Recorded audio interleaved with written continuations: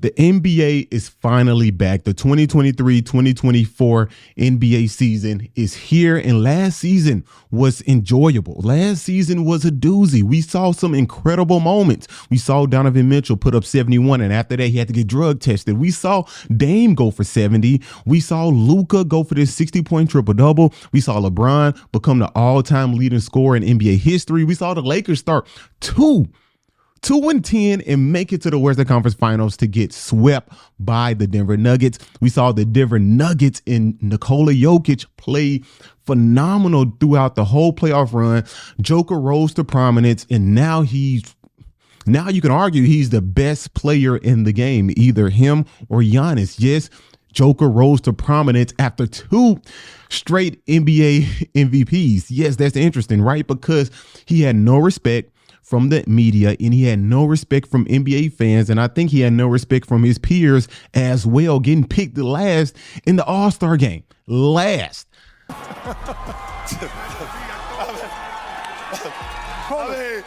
You already know, with my last pick, I'm going with Mr. Triple Double himself right here, Nikola Jokic. The guy who won back-to-back MVPs got picked last in the All-Star game, so no respect. But now everybody respects the Joker, as they should. And this will be an exciting season this season, the 2023-2024 season. And here are my predictions for MVP, Finals MVP, Most Improved, Coach of the Year, Clutch Player of the Year. The list goes on and on. Defensive Player of the Year, Rookie of the Year. Let me know in the comments below. Let me know in the comments below, who was your MVP? Who was your Rookie of the Year? Who was your Defensive Player of the Year? Who do you have winning the finals, and who is your finals MVP? Let me know that in the comment section below. Enough of this talking. Let's get into the video. And let's start off with the first award, the first prediction right here, because last year I only got one prediction right, and this is the prediction I got right last year, the Rookie of the Year. So the Rookie of the Year, I'm giving it to who? You know, Victor Wembanyama. This is a no-brainer. Wemby, with the hype that he has to his name, it's a no-brainer. The dude has to win it. Rookie of the Year. He just has to, because all the hype coming in, and if he doesn't win Rookie of the Year, this will be a huge disappointment, a huge, almost, it could be a failure for his rookie season, because so much hype has gone into Victor Wembanyama and the player that we expect him to be. But after watching these preseason games, I can say that Victor Wembanyama is the real deal. It was a lot of doubts during the summer league game because he didn't look that well, but he put on 20 pounds now. He's not able to take the physical contact. You can see on some of those plays, he gets bumped, he picks the ball up, he has to do the turnaround fade. He's not able to play through contact just yet. Of course, he's a rookie, but 2 to 3 years from now, I can see Victor Wembanyama being a top 10 player, top 5 player in the NBA. So he is my lock for Rookie of the Year. For Rookie of the Year, it has to be Victor. And if it's not, maybe it's Chet. But Chet, he won't have the ball in his hand that much. And this franchise is built, and this franchise, the keys to the franchise, it's been given to Victor Wembanyama already. So he's able to do as he pleases on the court. So I expect him to be Rookie of the Year, and I also expect him to be an All-Star. I do expect Victor Wembanyama to be an All-Star, and I also expect him to make all NBA defensive second team. That might be a lot to ask for a rookie. It is, but that's the hype for Victor, and that's the potential that Victor has to be an All-Star his rookie season and to make all defensive second team. But the team might not be that great on the defensive end. The Spurs, hey, who knows? Maybe he can make it to a point where you can get them ranked, what, 12 or 10th in defense. We'll see. We'll see. That is unknown at this moment. But Victor Wembanyama is my Rookie of the Year. Now, my 6th Man of the Year, this right here is not a usual pick. I don't think anybody has this guy down as the 6th Man of the Year going into this season, but it is Terrence Mann. Terrence Mann, it's time for Terrence Mann to take that leap, and I believe that he can take that leap, but it's so iffy with the Clippers and that Clippers roster because he's not always guaranteed the minutes every single night. He's not. Some nights he might get DNP. Some nights he might get 20 minutes here, 16 minutes, 30 minutes, 35. Who knows? But if he can be the Clippers sixth man, and yes, I prefer him to be the sixth man over Bones Highland any day of the week. If he can be a consistent sixth man, I can see him upping that points per game from 8 to 16. Or 17 points per game. And the Clippers doing well because it seems like Kawhi Leonard and Paul George, just from the outside looking in, that they are committed to play more games this season. And we saw Kawhi clap back a little bit and say, hey, I want to play. This is my life. This is what I train for. This is what I live for. This is what I prepare my body for, is to play NBA games. So I want to play in the NBA. I want to play games. So if they can have a consistent lineup, have Terrence Mann come off the bench, and Kawhi and PG, they're playing most of the games, 60 games, 65 games. Who knows? Maybe that's far-fetched. If that happens, I can see Terrence Mann winning sixth man of the year. He's good enough to do so. He can put the ball in the basket. He can defend at a good level. I have Terrence Mann as my sixth man of the year. You let me know who you have as your sixth man of the year in the comment section below. My most improved player of the year going into the 2023-2024 NBA season is none other than Mikal Bridges. Now, I was thinking of Bobo because I love Bobo so much. He's a great player.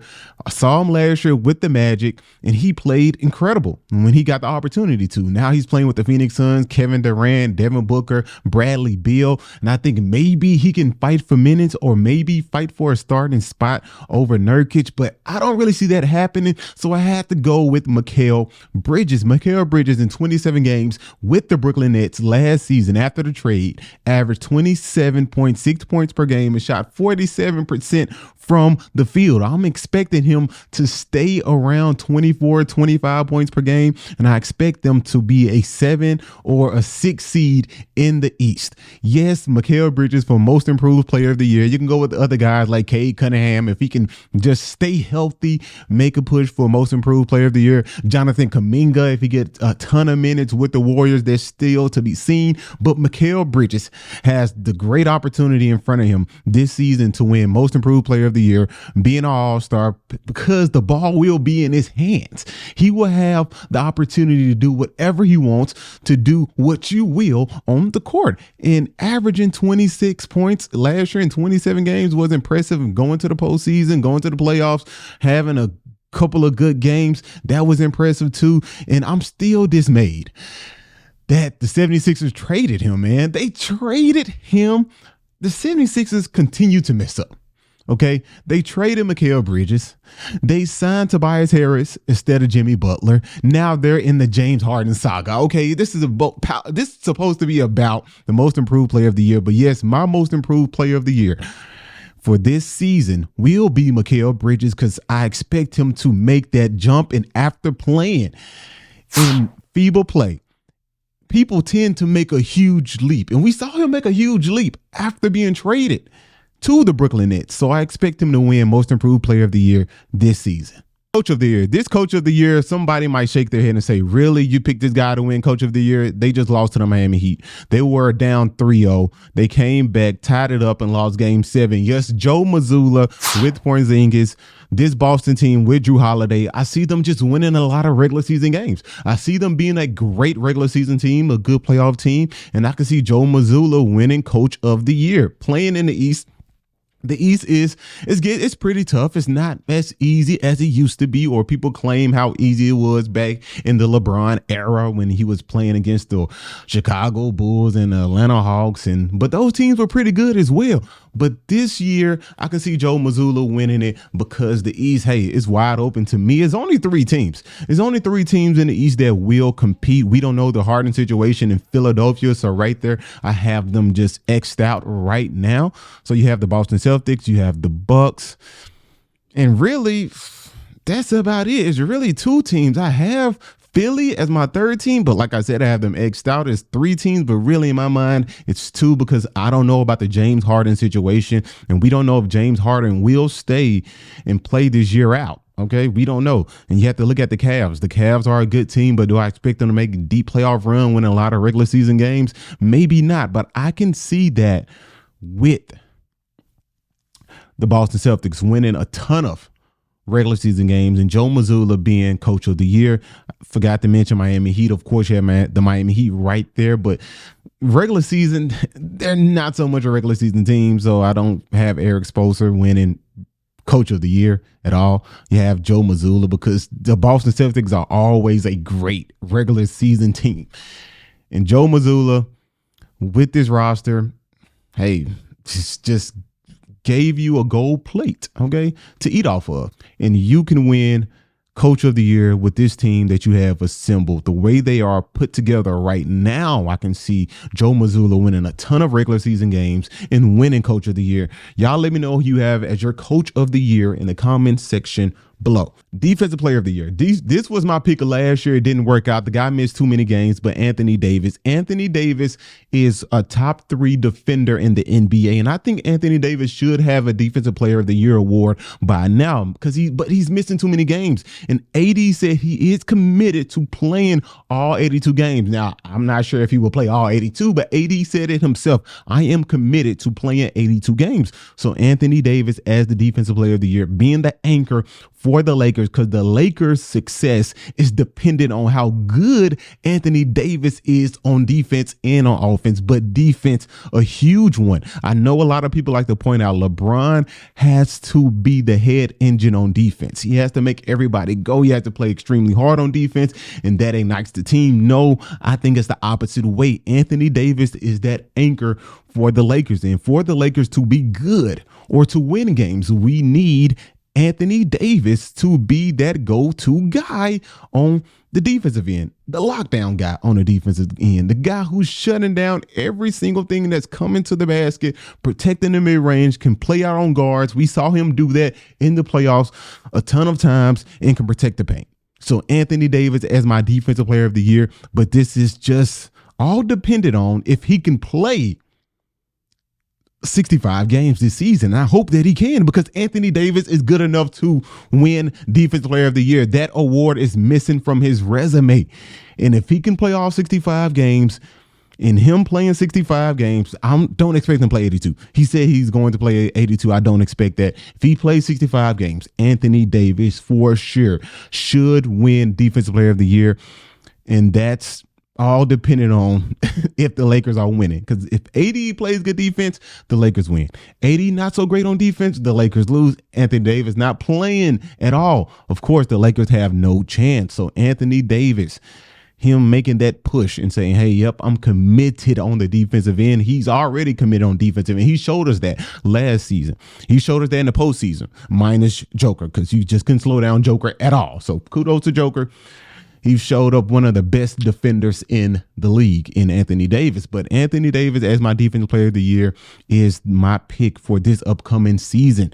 Let me know who you have as your defensive player of the year in the comment section below. Now, this award, Clutch Player of the Year. This is a new award. I'm not sure how to calculate this award going into the NBA season because it's a lot of different variables that goes on if a player can be clutch or not. You have to play in a lot of close games, okay? If you're blowing teams out like the Golden State Warriors doing the 2016, 2017, 2018 era, you're not going to get that many plays or that many opportunities to be clutch. So you have to play in tight games. You have to be the closer on the team. And if you are the only closer on that team, of course, you get more opportunities. But this is my list. Luka, Mr. DeRozan, Mr. Fox, and Mr. Booker.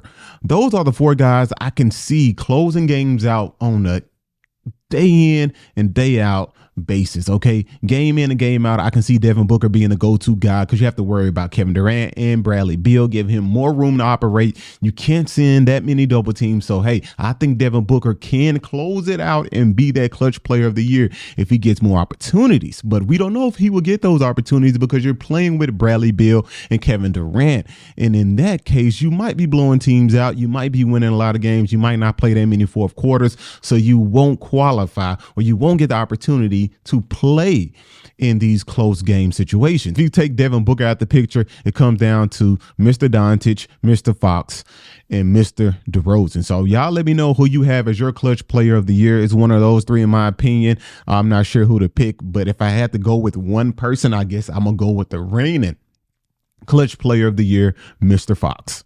My MVP pick is the same guy I picked last year. Yep, the same exact guy. Going into last season, I said, this dude it's about time that he wins MVP. He's going to step his game up to the next level, and he did for sure. 60-point triple doubles.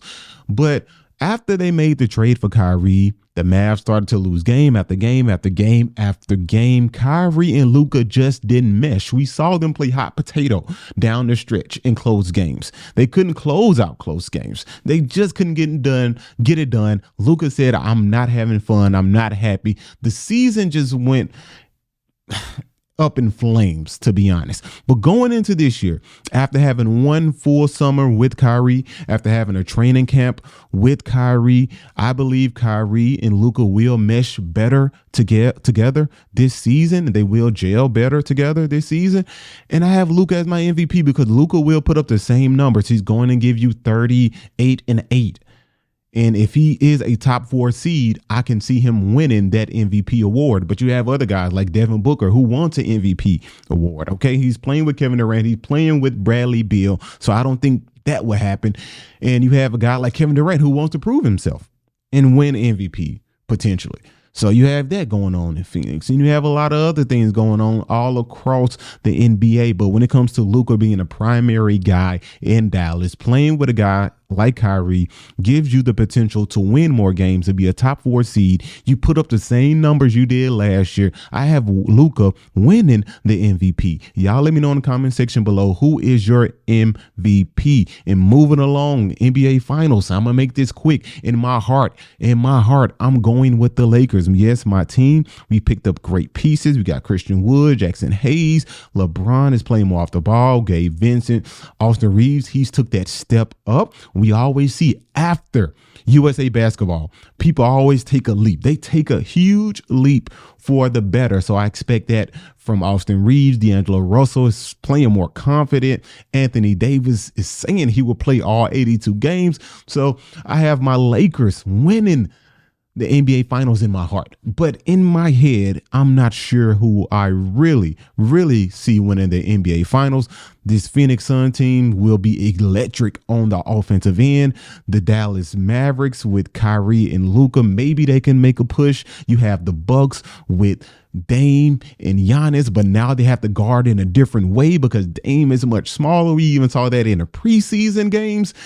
And we have the Boston Celtics adding Porzingis and NBA champion Drew Holiday to a team that just lost in the Eastern Conference Finals to the Miami Heat. So if my head is telling me that the Phoenix Suns will win the NBA championship and Kevin Durant will be Finals MVP. I picked the Brooklyn Nets last year when they added Ben Simmons, Kyrie, KD. I was like, okay, everything is figured out now. This team will win the NBA championship, and that went up in flames. We know with the Kyrie post and KD wanted out and Kyrie ended up getting traded. Like all that nonsense went down in Brooklyn. But in Phoenix, this team, the way that they look, this is just talking just preseason, so fluid together. They fit in perfectly.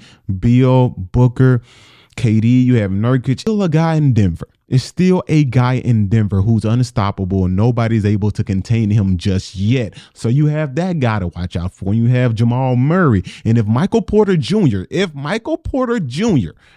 can be a consistent 20-point per game scorer, there's no way that I don't see the Denver Nuggets winning the NBA championship and Nikola Jokic becoming a Finals MVP, back-to-back Finals MVPs. I won't be surprised if that happens at all. But if this is a huge if, okay, this is a huge if right here. It's a huge red line. Michael Porter Jr., you have to take that step. You have to take that next step. And I'm expecting Michael Porter Jr. to be a 20-point per game scorer, not Aaron Gordon. Not Aaron Gordon. I cannot have Michael Porter Jr. giving you 13 here, 8 here, 12 here, 15 here, and them to go back to back and win NBA championships because nobody is able to stop Joker. Nobody. We only saw one guy do that. And we saw him do that in the bubble 2020. That was Dwight Howard. So Lakers, if you need somebody to, any NBA team, if you need somebody to slow down the Joker, you might want to get in contact with Dwight Howard. Not saying that he will, but it's worth a shot, right? So I really don't know my pick for NBA champion or the NBA Finals MVP. But if I just had to choose one, this is just a huge swing right here. I'm going with the Denver Nuggets to repeat as NBA champions. It's dependent on if Michael Porter Jr. will be a 20-point per game scorer or not. If he's not, I don't see them winning the championship. And if he is, I do. He has to be that consistent third wheel. He has to be. But y'all let me know what you think about these predictions in the comment section below. Was it nonsense? Was it good? I want to know your predictions for most improved, MVP, coach of the year, sixth man of the year, defensive player of the year. Let me know in the comment section below. Until next time, see you guys this upcoming NBA season. Peace.